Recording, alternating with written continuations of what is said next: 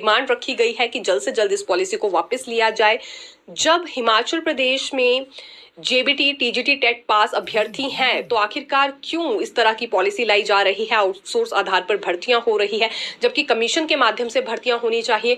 12 लाख बेरोजगारों ने इसलिए तो इस सरकार को नहीं चुना था कि आउटसोर्स आधार पर ये नौकरियां दे दी जाए, लेकिन अब ये इसका विरोध करते हैं। पॉलिसी को जल्द वापस लिया जाए। अभी तक जेबीटी अभ्यर्थियों को संघर्ष ही करना पड़ा है, आगे भी करते रहेंगे।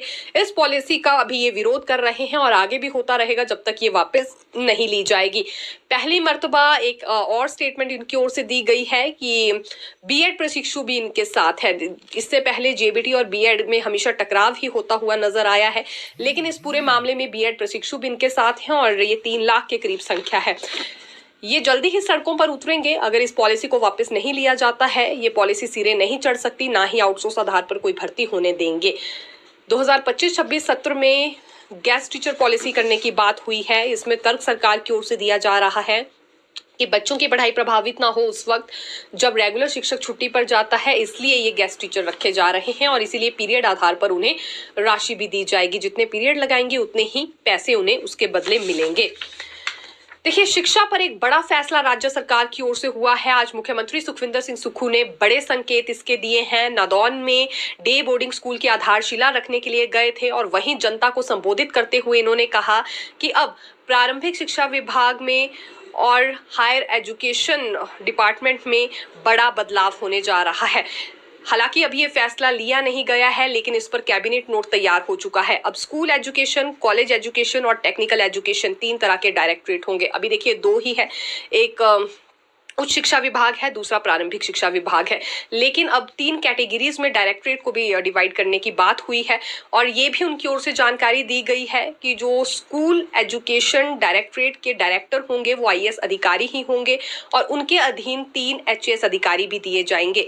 पहली से लेकर 12वीं कक्षा तक का जिम्मा यहाँ स्कूल एजुकेशन डायरेक्टरेट की ओर से ही देखा जाएगा। अभी देखिए मौजूदा समय में क्या होता है, जो शिक्षा विभाग बनाया गया है वो 9वीं से लेकर 12वीं तक की कक्षाएं और कॉलेज का जिम्मा भी देखता है और पहली से लेकर 8वीं तक प्रारंभिक शिक्षा विभाग को जिम्मा दिया जाता है। लेकिन अब पूरी तरह से परिवर्तन इस सिस्टम में भी होने जा रहा है। ये मुख्यमंत्री सुक्खू की ओर से आज संकेत दे दिए गए हैं। तो यानी कि कुल मिलाकर हायर एजुकेशन और एलिमेंट्री एजुकेशन का ढांचा बदलने जा रहा है। कैबिनेट नोट तैयार हो गया है। अभी सरकार ने फैसला नहीं लिया है, लेकिन जल्दी ही इस कैबिनेट नोट के आधार पर फैसला भी ले लिया जाएगा। ये मुख्यमंत्री ने आज स्पष्ट तौर पर बात कह डाली है। राज्य चयन आयोग की ओर से एक प्रस्ताव राज्य सरकार को गया है कि अब कोई भी परीक्षा होती है, कोई भी भर्ती परीक्षा होती है तो लड़कियों को भी उसके लिए फीस देनी होगी। इससे पहले लड़कियों से फीस नहीं ली जाती थी, लेकिन अब ली जाएगी और परीक्षा होने के बाद लड़कियों को वो फीस लौटा भी दी जाएगी। ये प्रक्रिया इसलिए अपनाई जा रही है क्योंकि अभी तक भर्ती परीक्षा के लिए लड़कियां फीस नहीं देती है, तो बहुत सी लड़कियां फॉर्म तो फिल कर देती हैं, आवेदन कर देती हैं, लेकिन परीक्षा देने जाती नहीं है। इसका खामियाजा आयोग को भुगतना पड़ता है क्योंकि आयोग टोटल आवेदकों की संख्या के हिसाब से इंतजाम करता है, लेकिन वहां अधिकतर लड़कियां पहुंचती ही नहीं है परीक्षा देने के लिए। लड़कियां इसलिए भी सीरियस नहीं लेती कि उन्होंने फीस नहीं दी है और इसीलिए अब ये प्रक्रिया अपनाई जाएगी कि लड़कियों को भी फीस देनी होगी, परीक्षा अटेंड करनी होगी, उसके बाद उनकी राशि वापस होगी। यानी कि अगर ऐसा होता है, लड़कियां फीस दे देती है और परीक्षा देने नहीं जाती है तो भी उन्हें फीस वापस नहीं मिलने वाली है। परीक्षा अटेंड करनी ही होगी, उसके बाद ही इन लड़कियों के अकाउंट में वापस से फीस मिल पाएगी। तो ये अभी प्रस्ताव भेजा गया है और इसमें लड़के लड़कियां यानी कि दोनों लिंगों से एक समान फीस वसूली जाएगी। ये भी प्रस्ताव दिया गया है राज्य चयन आयोग की ओर से। तीसरी सबसे बड़ी बात आज की करना चाहेंगे ऑपरेशन थिएटर असिस्टेंट की परीक्षा को लेकर। रिजल्ट घोषित कर दिया गया है, लेकिन रिजल्ट घोषित करने में बहुत ज्यादा देरी हो गई क्योंकि फीस का भुगतान नहीं किया जा रहा था एजेंसी को सरकार की ओर से। देखिए, सीबीटी प्रणाली लागू की गई है इस परीक्षा के लिए। सीबीटी प्रणाली से ये परीक्षा ली गई और तकरीबन 162 पदों के लिए परीक्षा हुई थी। 2800 के करीब आवेदन किए गए और अंत में 62 ही पात्र अभ्यर्थियों को चुना गया, 100 पद अभी भी खाली रह गए हैं।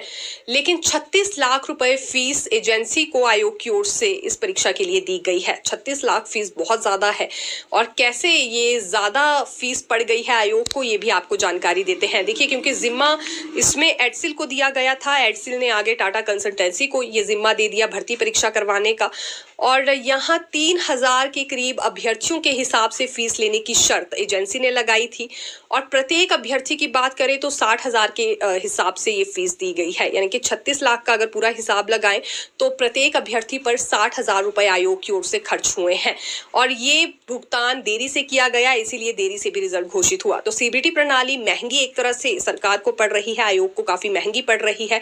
और दूसरी बात ये भी रही कि जितने आवेदन उम्मीद किए गए थे, जितने आवेदनों की उम्मीद की गई थी वो भी पूरे नहीं हुए। 250 के करीब ही आवेदन आए, और उससे भी बड़ा महंगा झटका ये है आयोग को कि 162 पद भरे जाने थे, लेकिन 62 ही पात्र अभ्यर्थियों को इसमें चुना गया है। 100 पद अभी भी खाली रह गए हैं।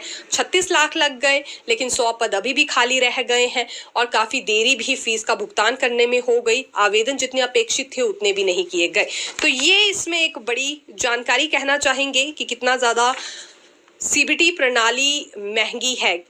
ये सीबीटी प्रणाली लागू तो की जा रही है, अगली परीक्षाओं में भी ये लागू की जाएगी, लेकिन अभी अपनी भर्ती एजेंसी नहीं है सरकार के पास, और तब तक फीस इतनी ही भारी क्या रहने वाली है, ये बड़ा सवाल है। और दूसरी बात कि देखिए, एजेंसी की ओर से शर्त रखी गई थी 3000 के करीब आवेदकों की, और उसी हिसाब से राशि का भुगतान भी अब हुआ, लेकिन आवेदक काफी कम पहुंचे। इसके मुकाबले 250 के करीब ही आवेदन किए गए थे अभ्यर्थियों की ओर से, और 100 पद अभी भी खाली रह गए।